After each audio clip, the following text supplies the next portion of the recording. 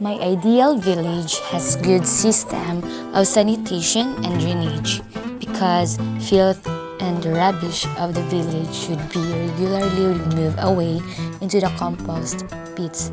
And my ideal village has very good drains so that the dirty water of the village is properly drained away. Food and fodder.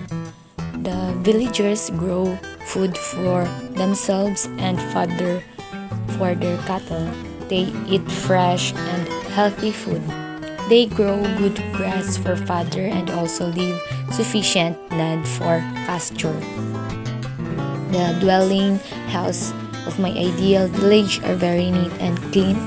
The dwellers of these houses look to the house sanitation and house drainage. The houses have sufficient windows to let in light and air. All the houses are roofed by good tiles and list. Educational facilities. There are primary schools, high schools, and craft schools in an of my ideal village. Primary education is free and clinical facilities of my ideal village. There are clinical facilities for man and the domestic animals. Hence, there are dispensaries and veterinary dispensaries. People of my ideal village are very neat and clean. They are quite enlightened. They have a sense of discipline and cooperation. They have a spirit of service and sacrifice. They follow the principles of plain living and high thinking. They are never idle. They are active and cheerful. Constant labor is their chief motto. My ideal village makes all possible provision for the all-around development of her people. It is our main duty that we should lift every village to much higher level. The idea of my village will certainly help us in discharging our duty.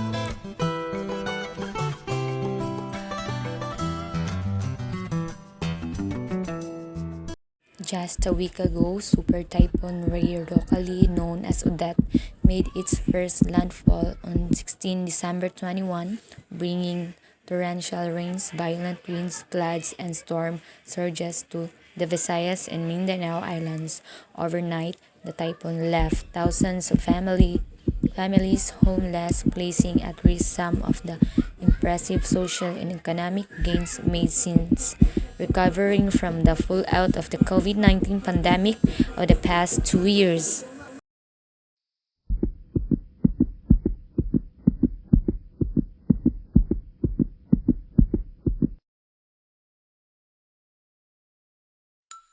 The world we live in has transformed since ages and has come to a point of evolution where it neither evolved according to the God's plan nor its own. Rather, the world has undergone several problems, wars, plagues, riots, famine, and numerous other unthinkable events. We live in a world where simple kindness is a revolutionary act. A kind person is either treated as a mentally challenged or he is isolated from the society for being real. How can you make the world more ideal? An ideal world would be a much more friendly, helping environment compared to today's society.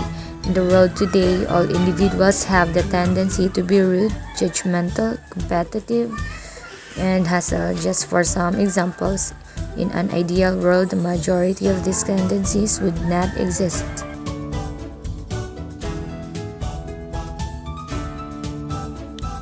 What is the life of your future children like should this proposal of an ideal village be realized?